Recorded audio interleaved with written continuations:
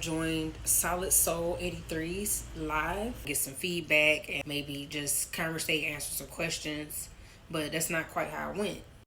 I pretty much started telling my story. She kind of just like stopped me, and I don't know if she realized that I was actually reading the entire story.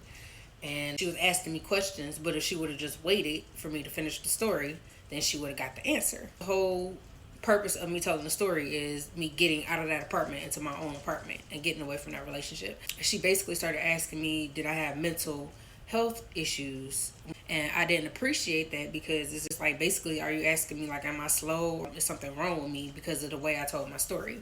And you specifically said that it will be a judgment-free zone, and I felt completely judged at the end of that because it's just like, why would you ask me about my mental health history if you're not judging me? Was my story that harsh to listen to that you felt like I had some sort of mental disorder going on? I was probably rambling, but I am highly intelligent and attack with my emotions. I don't have anything that is like what she's going through because I believe that she's currently taking medication and I'm not.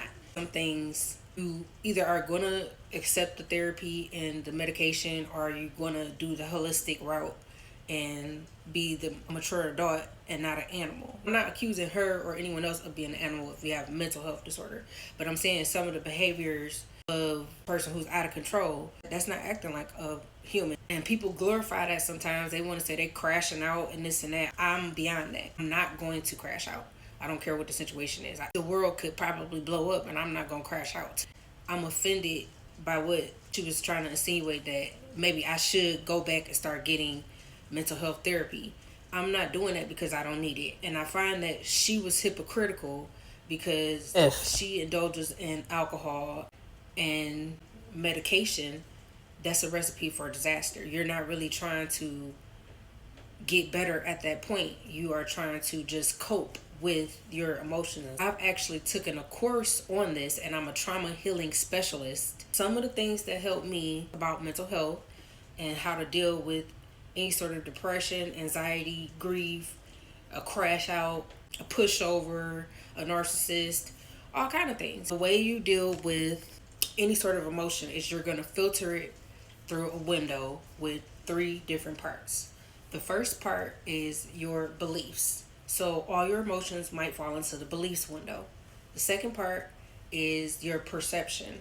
Many things in our life or many of our emotions are surrounded by our perception of things. And the last thing is your reality.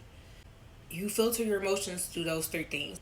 And if you can start to identify those things, then you can start to move on from them, heal from them, and live the life that you want to live instead of being depressed, having anxiety, taking medication, going to therapy, spending money on that. Another thing is just having goals. In your life, if you don't have specific goals, you are allowing yourself to just roam free in this world without any direction. When you have goals for your life, you're not focusing on your trauma and stuff like that. You're focusing on your goals. You're focusing on what you want to do in your life. And then it turns out all these mental health disorders will fall into just things that we are thinking in our mind and things that we are telling ourselves. And we call those cognitive distortions.